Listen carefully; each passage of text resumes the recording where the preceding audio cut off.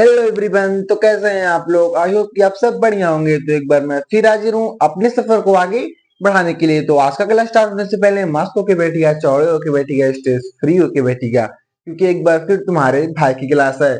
तो दोस्तों, आज का जो हमारा टॉपिक होने वाला है, आज का जो हमारा एजेंडा होने वाला है, वो क्या है? हम लोग क्या पढ़ेंगे आज? जंतुओं में hormone, hormone in animals. Okay जी। तो हमारे अंदर जो इंडोक्राइन ग्रंथियां होती है, अंतःस्रावी ग्रंथियां होती है, जो आपके सिलेबस में है, हम लोग उतने का आज फुल डिटेल में डिस्कस करेंगे। मैंने यहाँ पे एक चित्र भी आपको एकदम बढ़िया से बना दिया है, सुसज्जित। ठीक है जी। तो अभी मैं आपको बताऊंगा कैसे क्या होता है। तो उससे पहले आज मैं आपको बता दूं, आज ये हमारा जो चैप्टर है ये समाप्त हो जाएगा पूरी तरह से, और कल से हम लोग क्या करेंगे, हमारा जो फिजिक्स सॉरी केमिस्ट्री के अंतर्गत जो चैप्टर आते हैं उसका स्टार्ट करेंगे। ओके जी। तो चलिए अपना समय जाया ना करते हुए अपनी इस टॉपिक को शुरू करते हैं। देखिए, सबसे पहले समझिए कि हार्मोन है क्या। ठीक है जी। हार्मोन ये क्या होता है? हमारे अंदर जो अंतःस्रावी ग्रंथियां पाई जाती है, जिसे हम लोग एंडोक्राइन ग्लैंड बोलते हैं। ठीक है, जैसे टेस्टिस हो गया, एड्रीनल ग्लैंड हो गया, पीयूष ग्रंथि यहाँ पे हो गई। ये सब क्या है? हमारे अंतःस्रावी ग्रंथियां, मतलब हमारे शरीर की क्या है, अंदर है। अब देखिए, तो ये क्या करते हैं, हमारे पूरे बॉडी को, हमारे पूरे शरीर को क्या करते हैं, नियंत्रित करते हैं। क्या करते हैं? नियंत्रित करते हैं। ओके जी। तो इससे क्या होता है, जैसे देखिए, हमारे जो वृक्क होता है, अधिवृक्क, उसके पीछे की साइड एक एड्रीनल ग्लैंड पाया जाता है। तो वो क्या करता है, जैसे मान लीजिए आपके जब वृक्क में क्या हो जाए, यूरिन जब भरा जाता है तो आपको एक सिग्नल आता है। तो ये कौन सा क्या करता है, ये आपका एड्रीनल ग्लैंड उसको सिक्रीट करता है, आपको सिग्नल पहुंचाता है आपके नर्व सेल को। फिर आपका नर्व सेल आपके सेंट्रल नर्वस सिस्टम में जाता है, फिर वो हमारे क्या करता है, ब्रेन से अटैच रहता है। तो फिर वो हमारे ब्रेन में सिग्नल देता है। ठीक है। तो ऐसे ही सारे ग्रंथियों का ऐसे ही अपना अपना एक रोल होता है। ठीक है। तो उसी को स्टेप बाय स्टेप एक एक करके, शुरू से पीनियल ग्रंथि से, फिर हाइपोथैलेमस, फिर पीयूष ग्रंथि से स्टेप बाय स्टेप को डिटेल में डिस्कस करते हैं। तो चलिए शुरू करते हैं। और उससे पहले आप लोग देख लीजिए, ये मैंने क्या बनाया है, अंतःस्रावी ग्रंथियों को दिखाया है। इसमें मैंने मेल का टेस्टिस और फीमेल का ओवरी दोनों भी दिखा दिया है। साथ में जो ऊपर होता है, ये वाला जो हमारे पीछे की साइड पर है, तो वो हमारे पीनियल ग्रंथि होती है। ठीक है। ये हमारी पीयूष ग्रंथि होती है, जिसे हम पिट्यूटरी ग्लैंड भी बोलते हैं, मास्टर ऑफ ग्लैंड। और ये हमारा क्या है, हाइपोथैलेमस है। ठीक है जी। उसके बाद जो हमारा यहाँ पे रहता है, यहाँ पे हमारा थायराइड और पैराथायराइड पाया जाता है, जिससे हम लोग घेंघा रोग, आपने सुना होगा, यहाँ पे घेंघा रोग आयोडीन की कमी से हो जाता है। आपने कभी सुना होगा, इसी यही कारण है। ठीक है। और ये जो हमारा थाइमस होता है, ये हमारे यहाँ पे पाया जाता है, डायफ्राम के पास। और ये जो हमारा एड्रीनल ग्लैंड है, ये हमारे किडनी के पीछे की साइड, ये जो देख रहे हैं यही होता है। ठीक है जी। और ये हमारा पेनक्रियास है, आप लोग यहाँ पे पेनक्रियास लिख सकते हैं। ठीक है। और ये हमारा देखिए, फीमेल का क्या है, ओवरी है, और ये टेस्टिस है। सब चीज तो सेम ही रहता है, बस मेल फीमेल में ही दो अंतर रहता है। समझ रहे हो? मन ही मन मुस्कुरा रहे हो, पता है, कमेंट में। समझ रहे हो? ठीक है, ठीक है, कोई बात नहीं, मजाक था। इधर देखिए। तो आई होप कि आपको ये पूरा ओवरऑल समझ में आ गया होगा। तो चलिए अब हम लोग आगे चलते हैं, एक एक स्टेप बाय स्टेप को डिटेल में एनालिसिस करते हैं। तो चलिए शुरू करते हैं। तो अब चलिए अब हम लोग आगे चलते हैं।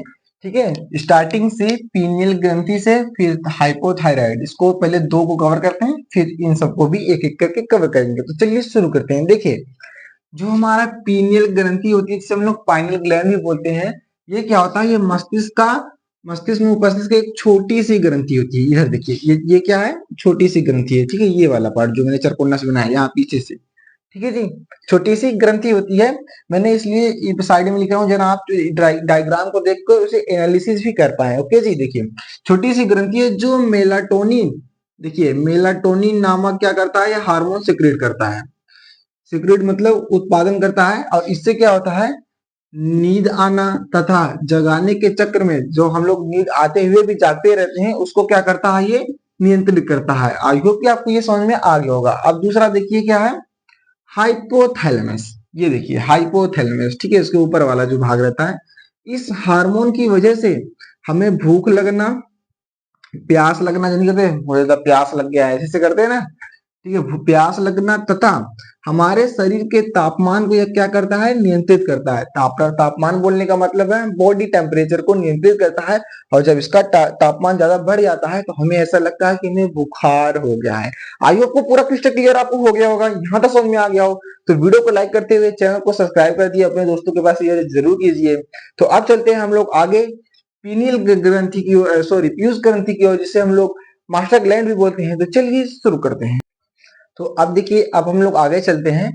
अब जो हमारा है वो क्या है, पीयूष ग्रंथि, जिसे हम लोग क्या बोलते हैं, पिट्यूटरी ग्लैंड भी बोलते हैं। इसे मास्टर ग्लैंड बोला जाता है, क्योंकि देखिए इसमें क्या कर रहा है, इसे मास्टर ग्रंथि भी कहते हैं। तथा इससे वृद्धि हार्मोन, जो हमारा ग्रोथ हार्मोन होता है, उसी को क्या करता है, उत्पादित करता है, मतलब सीक्रेट करता है, जो हमारे शरीर के वृद्धि और विकास के लिए क्या होता है, को क्या करता है, ये कंट्रोल करता है, नियंत्रित करता है। और इस हार्मोन की कमी से ही क्या होता है, बौनापन के कारण होता है। क्योंकि देखिए ये हमारे वृद्धि को क्या करता है, वृद्धि विकास का ये पहली बात वृद्धि हार्मोन है, ये जिसे हम लोग ग्रोथ हार्मोन भी से बोल सकते हैं। ठीक है, तो ये क्या करता है, अगर इसकी कमी हो जाएगी तो हम वैसे लड़के क्या होते हैं, थोड़ा बौने होते हैं, छोटे होते हैं। ओके जी, जितनी कमी रहती है उसी के हिसाब से उनका हाइट कम रहता है। ओके जी, तो अब देखिए, अब जो हमारा चौथा है थायराइड ग्लैंड जो यहाँ पे होता है, ठीक है, जिसकी वजह से घेघा रोग होता है। इसीलिए कहते हैं कि हमें आयोडीन युक्त नमक खाना चाहिए, क्योंकि इसमें थायरॉक्सिन नामक क्या होता है, हार्मोन सिक्रीट होता है, जिसे सिर्फ क्या कर सकता है, आयोडीन ही इसको क्या करता है, कंट्रोल करता है। देखिए इसी को बता रहा है, इससे थायरॉक्सिन नामक हार्मोन उत्पादित होता है, जो हमारे प्रोटीन और कार्बोहाइड्रेट तथा वसा का क्या करता है, उपापचय करता है। इसकी उपापचय मेटाबॉलिज्म में क्रियाएं होती है। इसकी कमी से ही घेघा रोग नामक रोग उत्पन्न होता है। ठीक है, जो थायरॉक्सिन के कारण, आगे आप लोग लीजिए, जो थायरॉक्सिन के कारण ही ये क्या करता है, नमक की उपस्थिति में ये कंट्रोल होता है। ओके जी, आई होप कि आपको ये पूरा ओवरऑल समझ में यहाँ तक आ गया होगा। तो आप आगे चलते हैं।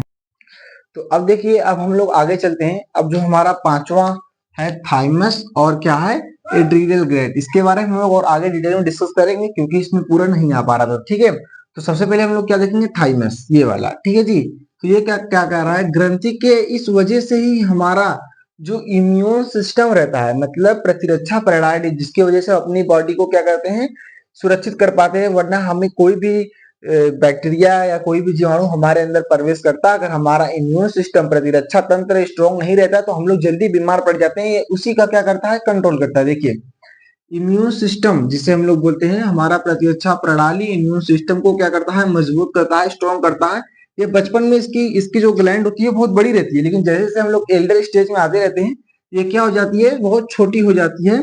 और इससे थाइमोसिन नामक हार्मोन का स्राव होता है। देखिए थाइमस ग्रंथि से थाइमोसिन, मतलब जितने भी ग्रंथि है उसके सब मिलते जुलते ही नाम है। आप लोग अगर नोट डाउन करके अच्छे से एक बार डिटेल में एनालिसिस करेंगे, आपको सारा याद हो जाएगा। ठीक है जी, उसके बाद हमारा आता है एड्रीनल ग्रंथि, जिससे जो हमारे कहाँ रहता है, ये अधिवृक्क के पीछे की साइड रहता है।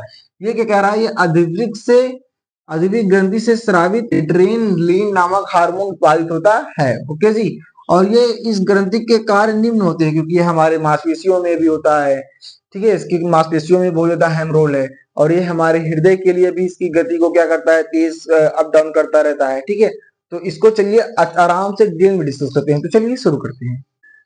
तो अब देखिए, अब हम लोग आगे चलते हैं। ठीक है, जो हमारा एड्रेनलिन नामक हार्मोन जो एड्रीनल ग्लैंड स्रावित करता था, उसी को क्या कह रहा है, ये हमारा एड्रेनलिन नामक हार्मोन उत्पादित करता था। और ये हृदय की दर को भी बढ़ाता है, क्योंकि ये हार्मोन के कारण हृदय की दर को तेज कर देता है, जिससे हमें क्या मिलता है, अधिक मात्रा में क्या मिल जाता है, ऑक्सीजन मिल जाता है। ठीक है, ऑक्सीजन मिल सके। ओके जी, अब देखिए ये श्वसन दर को भी बढ़ा देता है, ये सांस लेने की दर को भी क्या कर देता है, बढ़ा देता है, इंक्रीज कर देता है। और ये मांसपेशियों तथा रक्त प्रवाह, ये मांसपेशियों के रक्त वाहकाओं जो फैले होते हैं, उन्हें मांसपेशियों में क्या करता है, रक्त का प्रवाह को बढ़ा देता है, जिससे अधिक मात्रा में हम लोग क्या कर सके, ऑक्सीजन को ग्रहण कर सके। ठीक है, और ये हमारे और भी इसके ऐसे बहुत कार्य हैं। ठीक है, आई होप कि आपको ये पूरा चैप्टर समझ में आया हो। तो इसी के साथ हमारा चैप्टर समाप्त हुआ। कॉन्ग्रेचुलेशन कॉन्ग्रेचुलेशन, मजाक था। ठीक है, तो इसी के साथ ये हमारा चैप्टर क्या हुआ, समाप्त हुआ। आई होप कि आपको पूरा एकदम एक एक टॉपिक लाइन बाय लाइन ऐसे कोई नहीं बताया गया। यूट्यूब पे आप पूरा यूट्यूब खोल के देख लीजिएगा। ठीक है, तो तो यहाँ तक पूरा एक एक टॉपिक क्रिस्टल क्लियर हो गया हो तो वीडियो को लाइक कर ही दिए होंगे, चैनल को सब्सक्राइब भी कर लीजिए, अपने दोस्तों के बारे में शेयर कर दीजिए। तो आज के लिए बस इतना ही, तो कल मिलते हैं एक और खतरनाक और तबाही के साथ। तो कल के लिए मस्त होके बैठिएगा, चौड़े होके बैठिएगा, स्ट्रेस फ्री होके बैठिएगा, क्योंकि तुम्हारा भाई कल फिर आएगा एक और तबाही से। तो लोग अपना ख्याल रखे। थैंक यू, धन्यवाद।